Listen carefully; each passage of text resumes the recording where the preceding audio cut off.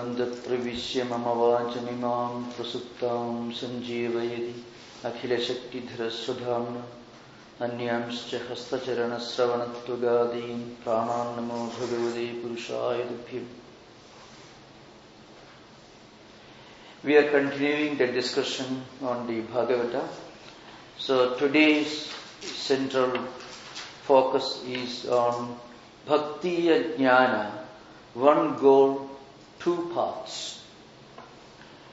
Now, I am planning to discuss this subject in the context of a very interesting dialogue in the Bhagavata Purana. In the scripture, it is known as Nemi Navayogi Samvada, means a dialogue between a king. His name is Nemi, he is a philosopher king, and 9 sages. So you will be interested to know that in ancient times, great philosophers and saints and sages used to go about visiting places, visiting emperors, kings in their palaces, and holding long discussions on the topics of Vedanta, philosophy, and so on. In fact, the two of the most important Upanishads of our tradition, Brihadaranyaka and Chandogya, are full of such dialogues. Some of the most profound discussions on Vedanta and some of the most profound philosophical concepts of Vedanta emerged in the context of these long dialogues. And surprisingly, some of the most learned exponents were women. You have to remember, this is long before Socrates, Plato, and Aristotle. Great women, saints, saint philosophers of India were holding discussions in the assemblies of kings and emperors.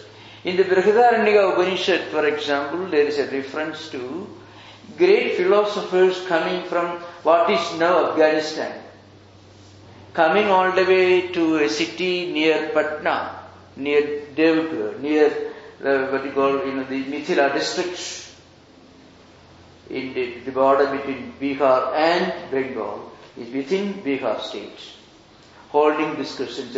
Ete Brahmanaha Gandhara Deshiyaha Atra Agataha, you find in the Brihadaranyaka, it comes in the Yajurveda tradition.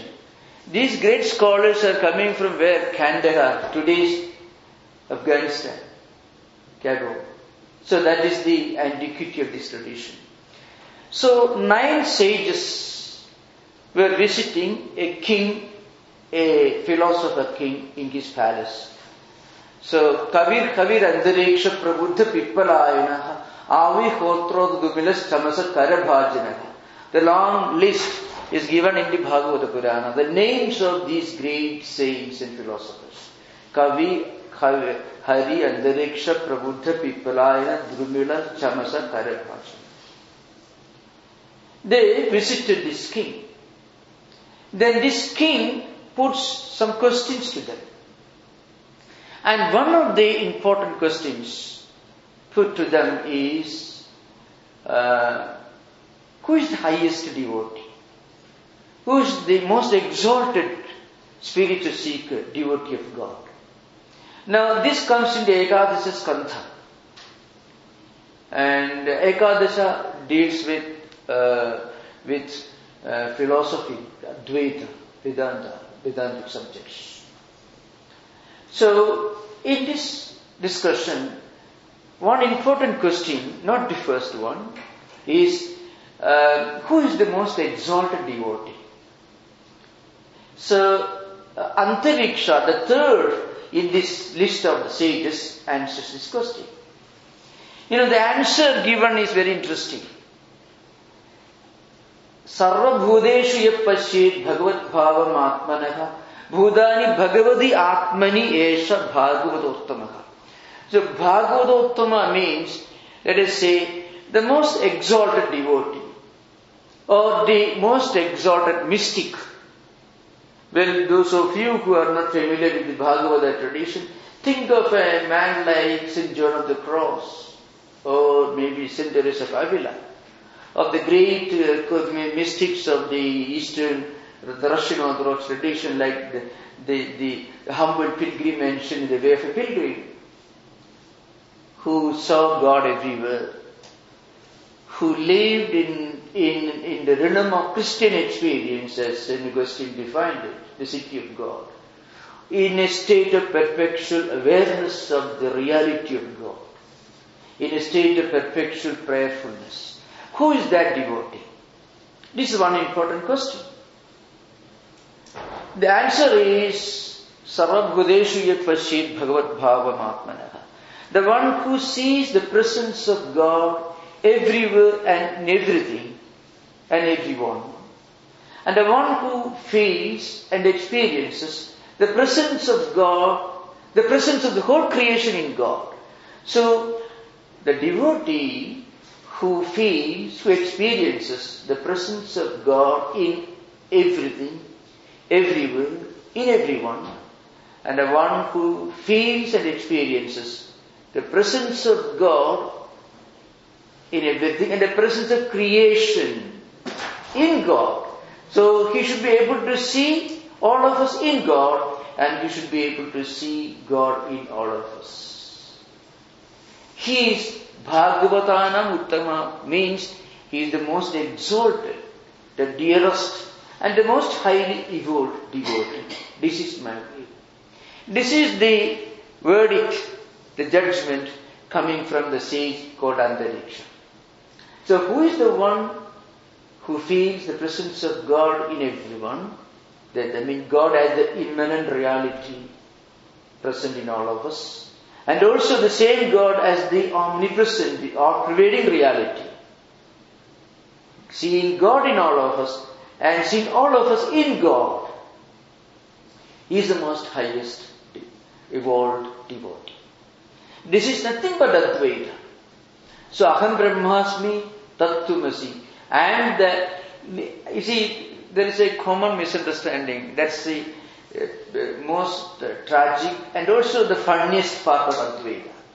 If you say, well, I am Brahmasmi, or I am God, I am a person who eats breakfast in the morning and who has lunch, goes to hospital when he is sick, how can he dare to claim to be God?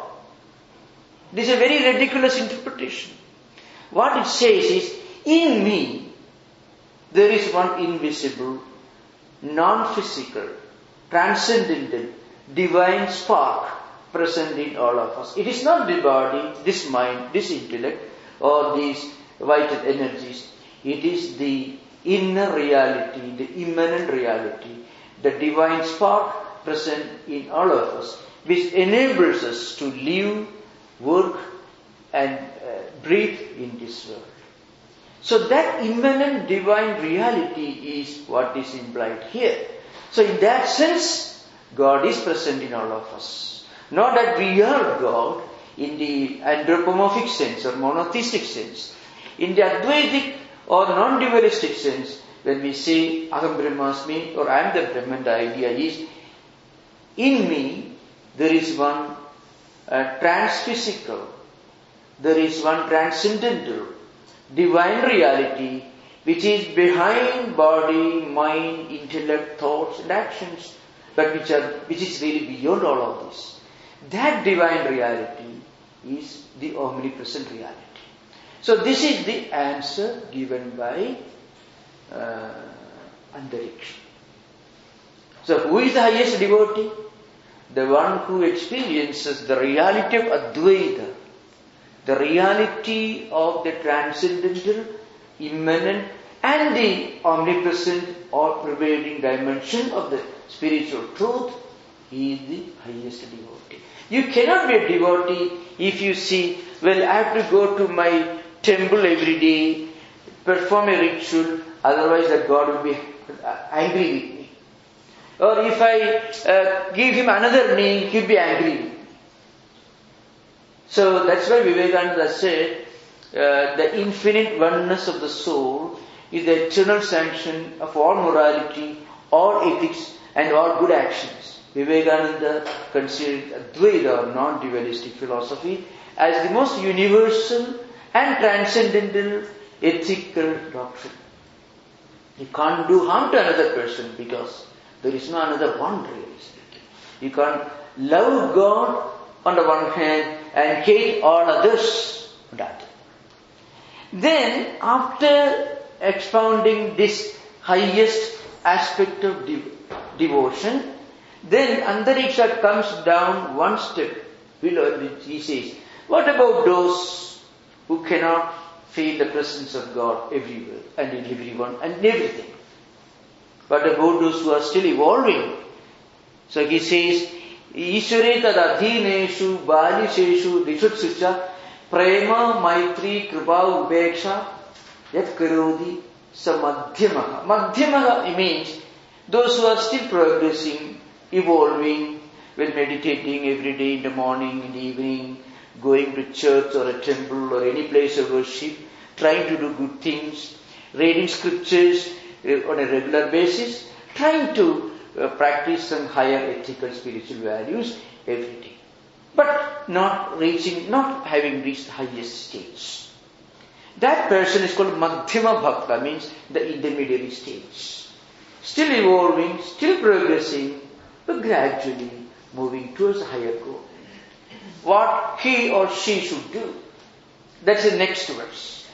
Those of you who are interested, you can refer to the Ekadasha Skandha, 11th book of Bhagavata Purana. Nimi Navayoti Sambhadi. So it begins from first chapter onwards. This is the second chapter. So, next Antariksha says, those who are still progressing, still not reached the highest goal, such a devotee should practice some spiritual common sense. How? He should be friendly with other devotees. He should have compassion for other devotees who may not have advanced or reached the same level of spiritual progress as yourself. And there are certain devotees who are more advanced than you. You should not be jealous of them. You should have appreciation for them. And there are certain people whose association will pour cold water on your own feet. There are certain people in the world, if you discuss with them for 5 minutes, you come back fully depressed. They can donate a small fragment of their own negativity to you, and you come back with your conviction completely broken. There are many famous, I won't call them exponents of Vedanta, no more right now, go on talking. And finally, I'm not referring to this, don't even believe in me. Maybe that's the only statement I take seriously from his talks. In the early 60s and 70s, that was the era. In America and Europe, they were very popular.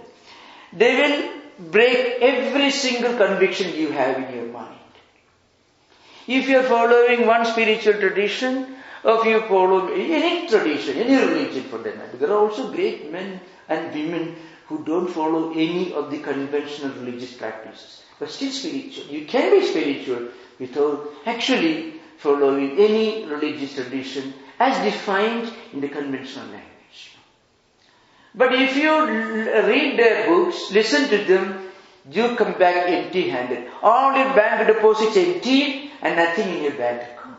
All convictions, all faith completely taken away from you. So Antariksha says, Upeksha, keep a long distance from them. If you befriend them, you are lost. If you antagonize them, then also you are coming in contact with them. So any kind of contact is dangerous. Even if you fight with them, it is dangerous. Even if you befriend them, of course, it is obviously dangerous. So he says, Ishware tad adhineshu. Those who are devoted to God, be friendly. Prema, maitri, kripa, upeksha. Ishware, maitri. You should have, Ishware, prema. You should have prema bhakti in Ishwara. Prema means highest devotion to God. So, prema, maitri, kripa, upeksha. Tad adhineshu maitri. And there are people who are trying to practice some spirituality in their life. Be friendly with them. So if you associate with fellow spiritual travelers, fellow pilgrims, then your own conviction will be enriched and strengthened, sublimated. You feel, oh yes, there are other people who also believe in God, who also practice certain disciplines as I do practice. You feel a lot of confidence. So you should be friendly. So, Ishwari tadadhineshu bariseshu disusya prema maitri kripa upeksha. These are 4 disciplines. Devotion to God, a friendly attitude towards other devotees of God, and then you should have compassion for those who are not so advanced as you. You should not belittle them, you should not look down upon them. And Patanjali Yoga Sutra gives some additional recommendation. Mudita means you should be able to appreciate, you should be able to enjoy in the company of those who are more advanced than you. You should not be jealous of them. When you appreciate something in somebody, you get that quality. That is psychological mechanism that operates, If you are a great admirer of a footballer, then if a child or children, those who admire football players, one day may become great football players. Children who admire or appreciate great musicians, one day may become musicians. So if you admire any great good quality in others and appreciate, one day you may get it. If you criticize them for having those good qualities, whatever you have, you may lose them. So, Antariksha says, you must have devotion to God. You should be in the company of devotees as far as possible. And you should admire those who are more exalted, more advanced than you. You should have compassion for those who are less advanced. But you should keep a long distance from those whose association can shake your own conviction. This is very important. This is very important for every spiritual seeker. Then Antariksha comes down to a lower level of spiritual evolution.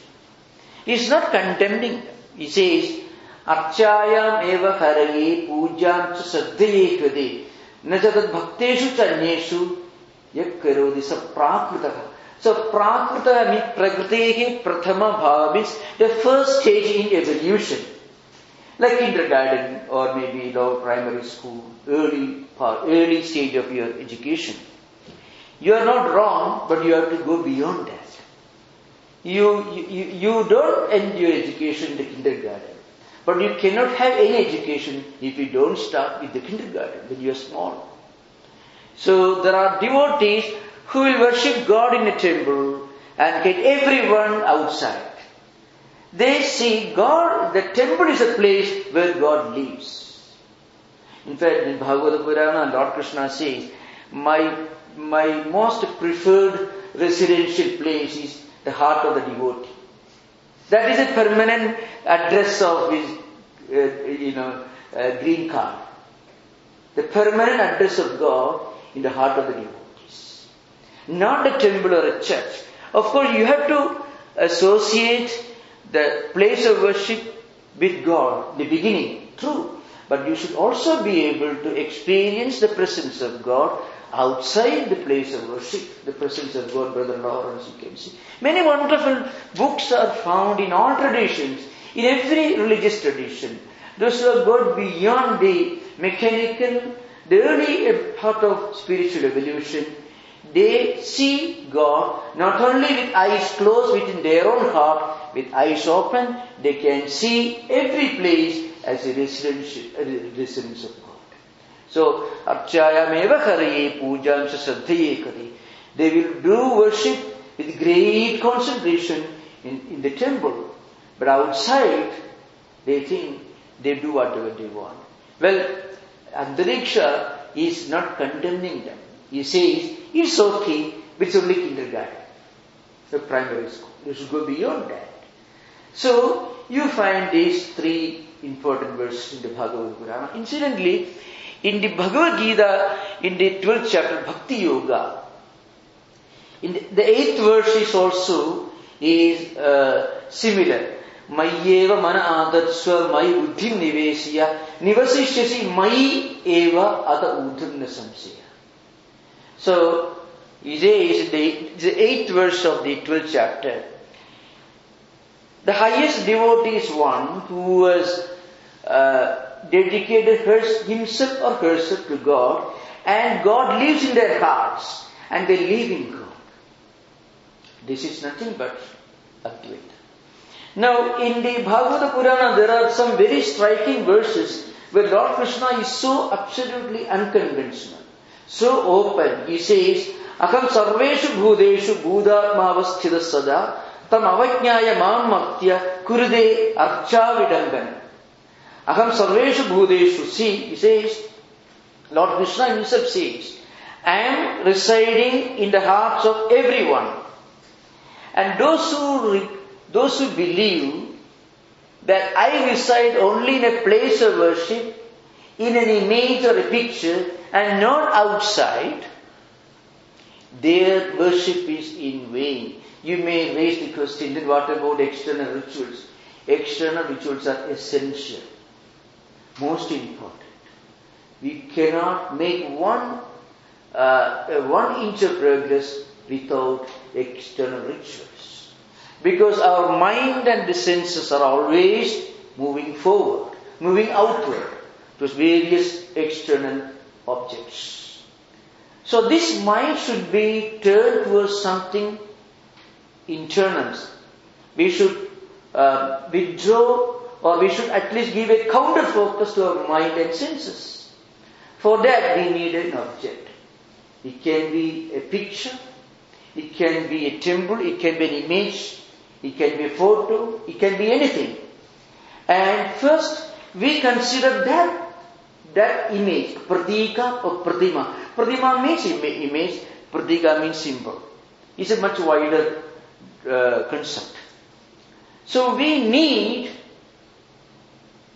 some kind of external ritual. Just as every person who wants to go to Harvard should one day go to kindergarten or primary school. You cannot straight away go there. They will drive you out. So you have to begin somewhere. You have to learn the alphabet first. The same alphabet you use when you write a thesis. So actually, you are only going beyond, you are not rejecting what you learned earlier. So when we do worship, what we are doing, the cosmic spiritual energy, which is all pervading, which is present everywhere, we are inviting that cosmic energy to be present in an image, a symbol, or a picture, or it may be Om, or it could be anything, or it may be a sacred mantra in written form. You are actually invoking the presence of the divine energy, present everywhere on that particular symbol. And depending upon the sincerity, the intensity of our prayer and our meditation, that divine energy which is present everywhere is now focused on the external image. You pray, and eventually you experience that same divine energy within yourself. But you cannot begin with this stage, because at the early part of our spiritual evolution, our mind is scattered, our senses are wandering all over the world. These senses should be taken away from external objects and should be focused on something internal. So, Lord Krishna says, the problem is, you should not look upon external worship as the end of your spiritual education or spiritual evolution. You should go beyond that. So that's why the highest evolved devotee or spiritual person also performs external worship. Shankaracharya mentioned, the greatest Advaitin also is the composer of the most moving, the most profound spiritual devotional poetry. Sri Ramakrishna, who worshipped Divine Mother with so much of intensity and devotion finally realized the presence of Mother everywhere. So, to the end of his spiritual evolution, he could not see anything other than Divine Mother. That's why those who consider their spiritual evolution only with external rituals, their worship goes in vain. That's the statement here. Then another Lord Krishna says, Yomam sarveshu bhudeshu sandam atmanam ishwaram hitvarcham bhajade maudhya basmanneva juhodisa. There are people. Yomam sarveshu bhudeshu. I am the one who is residing everywhere, who is present everywhere.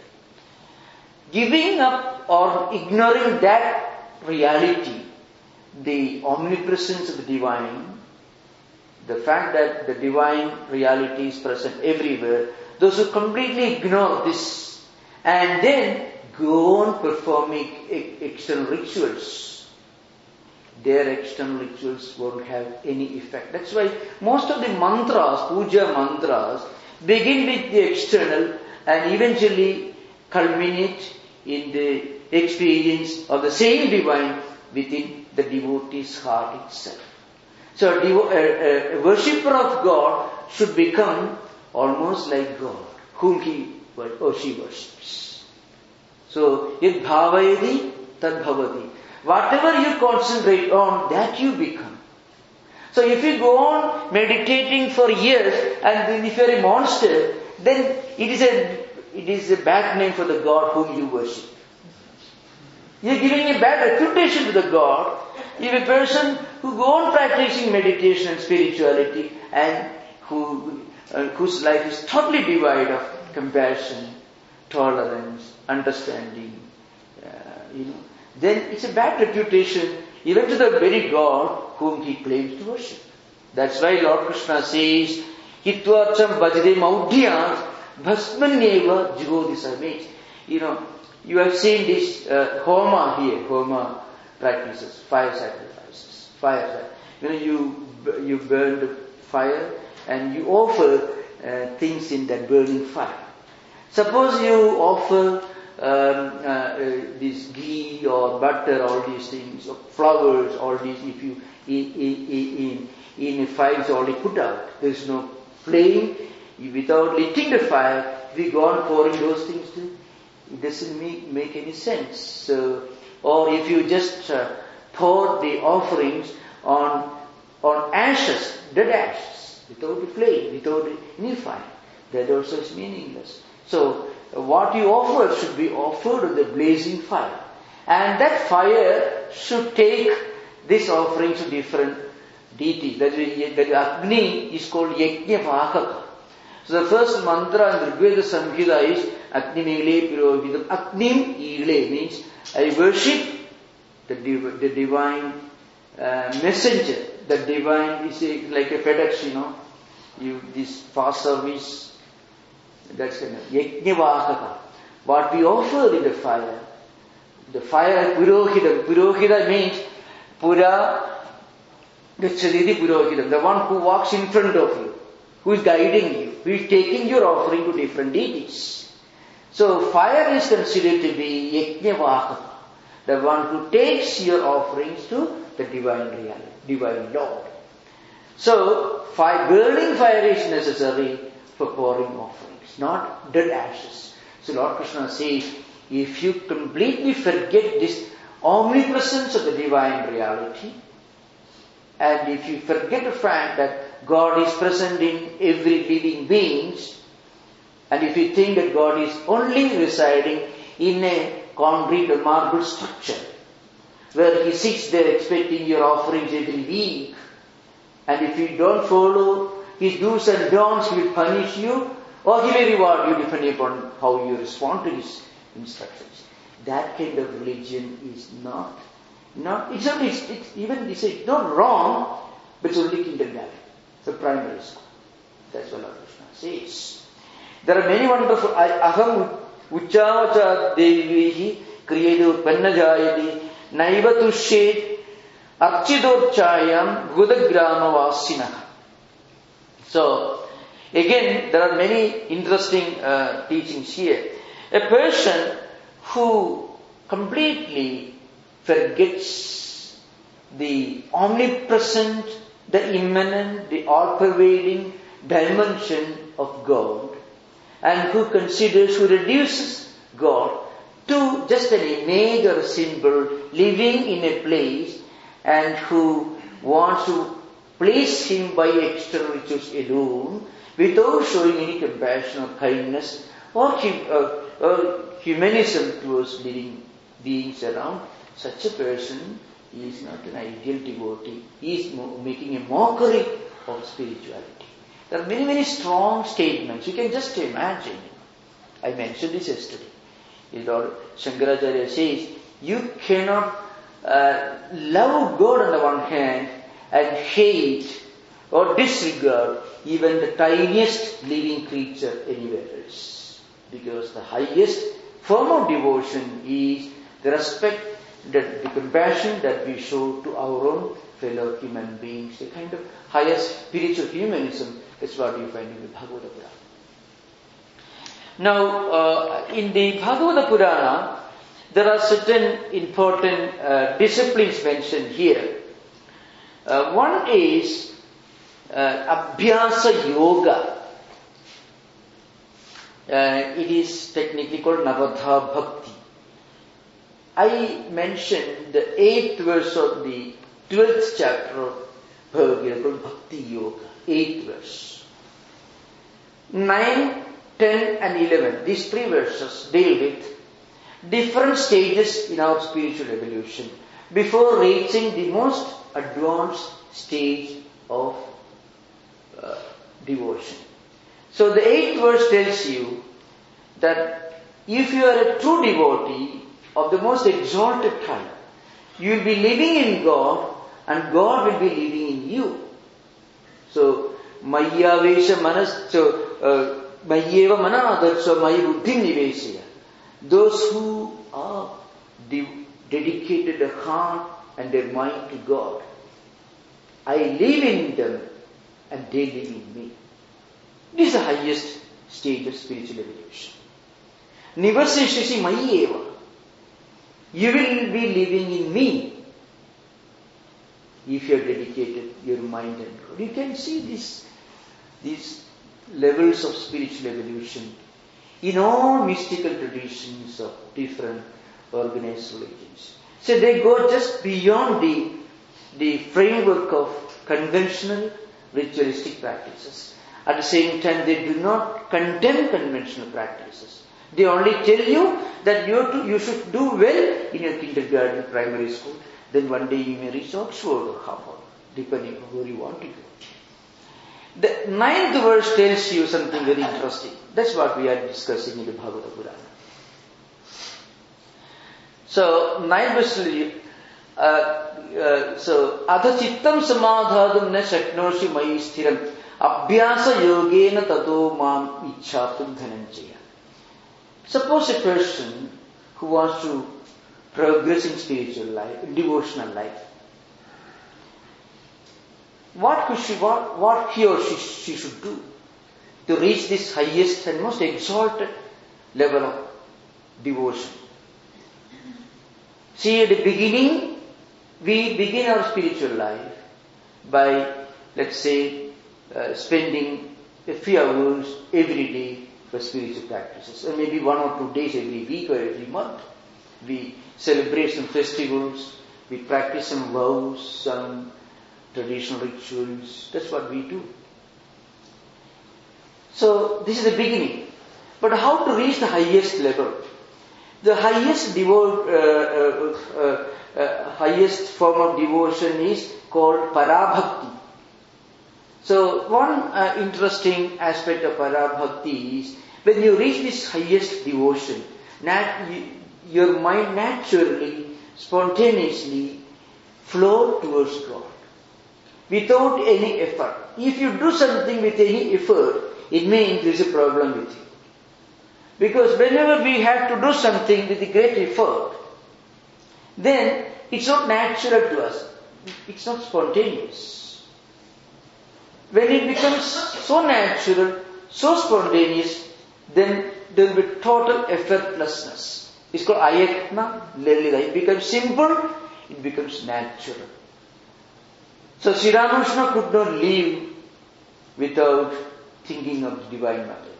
In the well-known Russian mystical work of 19th century called The Way of a Pilgrim, the pilgrim was a humble peasant. He was not a well-educated man. So one day he went to nearby Russian Orthodox church, and there he happened to listen to a sermon by a priest. The sermon was on the first epistle of St. Paul. It deals with the Jesus prayer. So how to remain in a state of perpetual prayerfulness. That was the subject that the priest was talking about. So this humble Russian peasant listened and he was highly impressed. He wanted to catch hold of somebody who would teach him to remain in a state of perpetual prayerfulness. So he went in search of somebody and he met a Orthodox monk. The monk took him to his tiny cell and taught him with a lot of effort. He had to face a lot of problems. On his way, he was ambushed, he was assaulted by robbers. He had to face a lot of difficulties. But he didn't give up. And eventually, he met a monk who taught him this Jesus prayer. So, he taught him the real meaning of St. Paul's epistle, how to remain in a state of perpetual prayerfulness. When he learned that, his heart was full. His mind was full of compassion for all fellow human beings. He felt a great joy. He felt a great inner illumination, a great inner contentment. In fact, his experiences, as described in our French translation, roughly corresponds to Prahlada's experience of Parabhakti, where when Prahlada reached a level of spiritual evolution, devotional evolution, he felt Lord Krishna, Vishnu everywhere. And every moment of separation became so painful to him. So he says, Arakshiram tishtati daivarekshidam, Surekshiram daiva khatam vinasyati. Comes in the Bhagavata Purana, Prahlada says. Arakshidam tishtati daivarekshidam. See, if you are protected by any of your worldly accomplishments, maybe you are heading for a catastrophe. But if you are totally unprotected by the world, and if you are protected by God, then you are safe. That's the meaning. So, arakshidam tishtati daivarekshidam. Those who are not protected by the worldly accomplishments, achievements, or worldly considerations, but protected by God, they stay safe. But those who are protected by their own worldly achievements, but not protected by God's grace, they are heading for danger. So Prahlada was tortured and tormented by his own father. And Sri Ramakrishna considered him to be the archetypal devotee. And his father was not a good man to begin with. He was a monster. He was a demon. His main hobby was going about and disturbing people wherever somebody was meditating or maybe running a retreat like this. He would go and disturb. That was his main hobby. So his father was a monster, a demon. But the son became the archetypal devotee. So, Prahlada's Chasmi Daityana in the Bhagavad Gita, Lord Krishna says, and like Prahlada among the demons. If you can have a demon like Prahlada, the world will be highly benefited. Because he was a boy, he was a man who cannot live for a moment without thinking of God. It is called Parabhakti, where your mind naturally, effortlessly, spontaneously flows towards God. There is no effort. How to reach this stage? So for that, the ninth verse of the Bhakti Yoga, 12th chapter of Bhagavad Gita, recommends Abhyasa Yoga. So, atha chittam samadhadam na shaknoshi mayi sthiram abhyasa yogena tado mamichhatum dhananjaya. If we cannot always keep your mind naturally dedicated on God, then you practice Abhyasa Yoga. Abhyasa Yoga is defined in the Bhagavata Purana. Asravanam, Kirtanam, Vishnu, Smaranam, Padasevanam, Archanam, Vandanam, Dasim, Sakhyam, Atmanivedanam. This is the important verse which actually defines Abhyasa Yoga. Sravanam, Kirtanam, Vishnu, Smaranam, Padasevanam, Archanam, Vandanam, Dasim, Sakhyam, Atmanivedanam. Idi Pumsa Apida Vishnu, Bhaktische Navalakshana, Krede Bhagavatyadva, Tanmanni Adhidam Uttamam. This is Prahlada's own judgment. He says, I call him or her as a properly well-educated person, cultured person, evolved person. Who is he or she?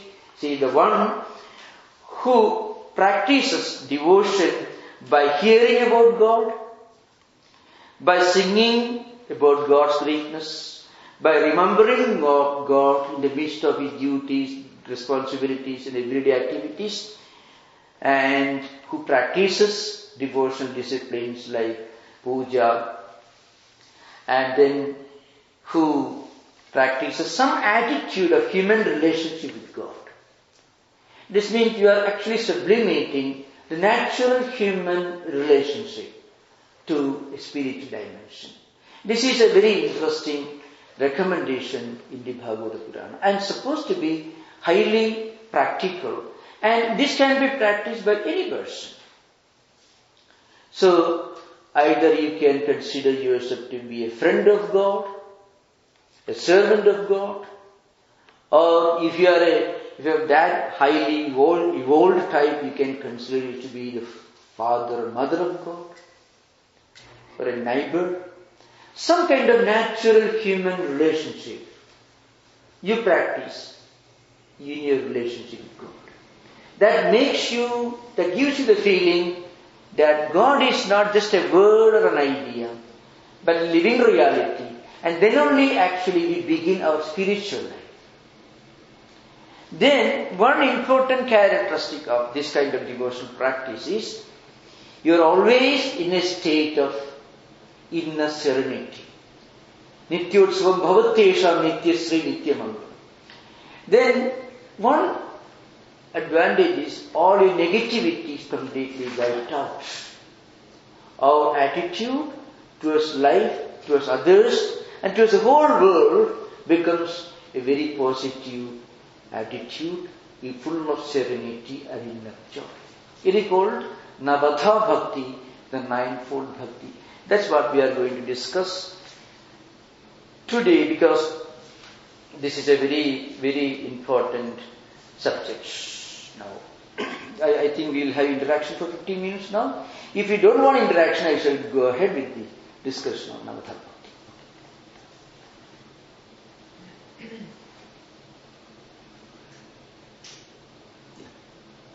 You want to discuss? Yeah. The greatest devotee is one who experiences God in all and all in God. Yeah. Now, God is beyond, inside and outside. Yeah. So can you help us, tweak that a little bit so that what does it mean to feel that you, well, it's one thing to feel that God is within us. Yeah. We know we have a body, even though God is pervading, but to feel that we are all in God. Yeah. Would you elaborate that? Yeah. No, our essence is not different from God. God as the divine spark is present in all of us, which activates all our senses, mind, intellect and so on. So, those who reach this level of spiritual evolution, they always see and interpret their whole life experiences in the context of God. They will be always living in God's presence. The presence of God becomes a real experience even in the midst of the everyday activities. So that's why mentally, psychologically, spiritually, you are living in the awareness of God. Actually, before we reach this stage, we are always trying to force ourselves to believe that God is real. Before we reach this stage, we are not fully realize the reality of God. Not that we disbelieve. Let's say, for example, now the time is 11:20. Today is Saturday. We have no doubt about it. Nobody will make a statement because it's so obvious. Can we speak of God with the same level of conviction? This is today 11:20. We have no doubt.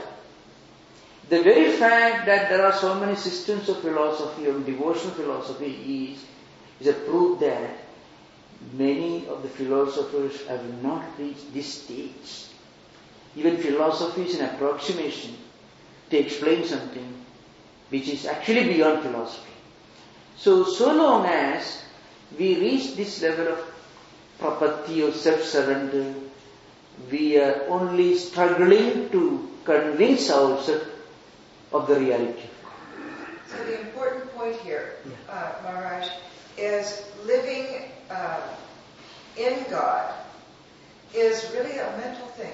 You cannot think of anything other than God. Then it becomes experiential. Yeah.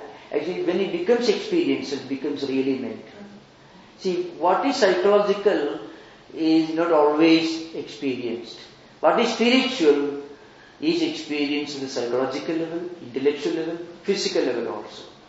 So, to give an example, in the Gospel of Sri Ramakrishna, you find suddenly a great devotee of God appears, and he plunged himself to the Ganga, did not take bath formally, and came and prayed, stood in front of the temple, and chanted some Sanskrit hymns, devotional hymns, and the whole temple shook because he could identify what he was chanting with the whole reality of the temple. Because the deity in the temple was a living person for him. So that communication, the intensity of communication was so real that the Gospel, it is said that the whole temple shook. So, when a grandson returns to his grandmother after, let's say, 20 years of absence from his home, and then the meeting after 20 years, it's a very emotional experience. They feel the identity so closely.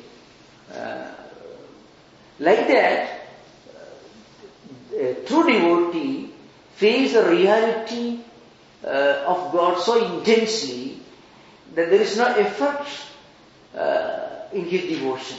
He is so totally free from any kind of labored effort. So it's a level of concentration. Yeah, level of concentration. Concentration is only very weak and inaccurate expression. Yeah. See, you don't look upon your grandmother's face with concentration to make sure he is his grandmother. When you need concentration, it means it is not real, really. When we need conviction and belief, it is not real. But it is needed to become real at a later stage. So when you meet your own grandmother, after 20 years, 30 years of absence, you don't concentrate looking whether it is really my grandmother or not. Because the identification is so intense and direct, and it doesn't require any kind of explanation. That kind of intensity of conviction again is a weak word, comes to a devotee who feels that God is the reality. So that's the meaning of living in God. Yeah. Swami, I have a question, but can I add to what you two were discussing? Yeah.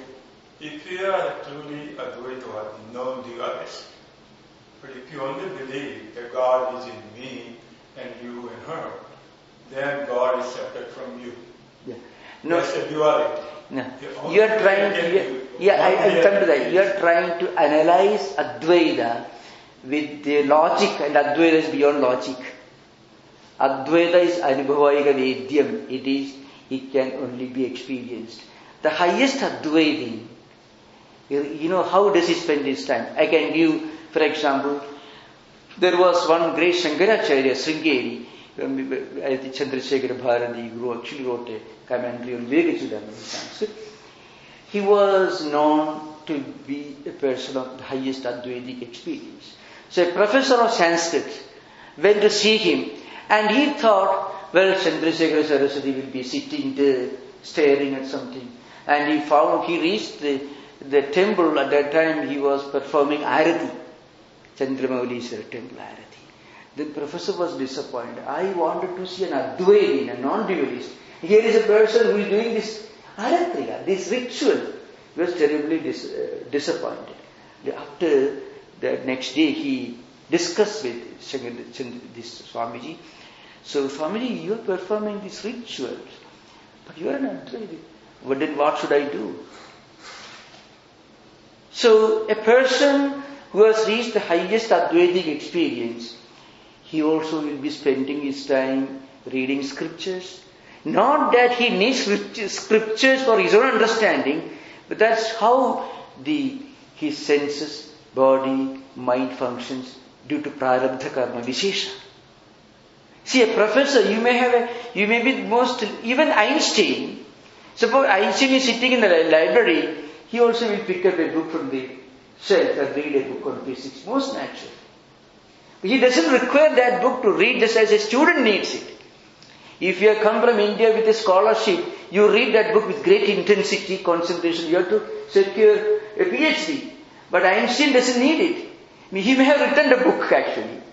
So he's not reading his book to know. He's reading his book, his natural prarabdha karma.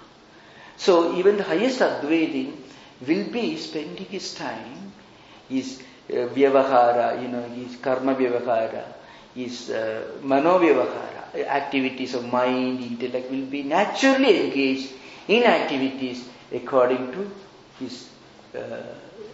his early stage of evolution. The highest Advaiti doesn't consider Dvaita and Vishishtadvaita or other practices as wrong. He has gone beyond it. Just as a Nobel Prize winner, a physicist, has gone beyond the need to read a book on physics. But he also, when he has plenty of free time, he will be reading a book on physics. Because that's how he has spent his life. It's like that. In Advaitin also, he doesn't always stay in a state of Advaitic awareness. When he is engaged in rituals, he may be acting as a dualist bhakta with greater intensity than an ordinary dualist bhakta. When an Advaitin practices puja, he may be doing with greater intensity and mental concentration, mental focus. Because for him all other vrittis are gone. Only one vritti remains. So that ekagrita is called ekagrita vritti. It helps him to do it with great concentration. As I mentioned, this Avadhuta came and stood in front of the deity and he prayed Shiva Abhradakshava Devi Abhradakshava Stotram. Devi Abhradakshava is an important bhakti, devotional hymn from Shankaracharya. And the whole temple shook. If an ordinary devotee does that, he may do that with great devotion. But that kind of total identity is yet to come. That's the difference. So Swamiji, I wasn't arguing against that. I was trying to define the Advaita that says that if God is in me, right, or in you and everybody else, then it is, if you only believe that, then He's separate from you. If you want to believe it's all one, that means you also have to be a part. Oh yeah, I shall come to that, That's why I shall come to that. I shall come to that. Yeah, I shall come to that, Yeah, so I shall come to that. Now, Brahma Sutra Bhashya, Chadasutri Bhashya, at the end of Chadasutri Bhashya, Shankaracharya discusses this point. He says, Aham Brahmasmi. If you are Brahman, why should you make a statement like that? I don't make the statement, this is my name. I don't make a statement that I am now sitting here. It is obvious. So if I am Brahman, why should I make a statement? Okay, this is the question. Shankaracharya says, Aham Brahmasmi statement is only penultimate stage. It is only an approximation. The real experience is beyond that statement. Actually, there is a difference between a statement and the object on which you are making the statement. Even in real life. Similarly, Aham Brahmasmi, I am Brahman. That Mahavakya, the statement itself falls short of that Aham Brahmasmi experience. At the experience level, there is no Mahavakya, silence. But those great Advaitins, non-dualists who have reached that experience, when they function as teachers, work as teachers, they may teach this statement. But for them, it has become a matter of experience. So, the answer is, Aham Brahmasmi statement is only penultimate state, it is not ultimate state. The ultimate state of Aham Brahmasmi is not Aham Brahmasmi statement, but the experience of Aham Brahmasmi, which goes beyond the statement itself. So, Aham Brahmasmi is a statement at the philosophical level, but its experience level, it is even beyond that. It is only Anubhuti. So, Advaita is not a philosophical doctrine. It is a matter of inner experience. And the language of experience is not Aham Brahmasmi. The language of Aham experience is silence. In fact, in the Durga Puja, when you perform Durga Puja, there is a mantra. It's in Yajurveda. It says, Antaya Bhagavadinam Anantaya Mukam. It is quoted by Shankaracharya also.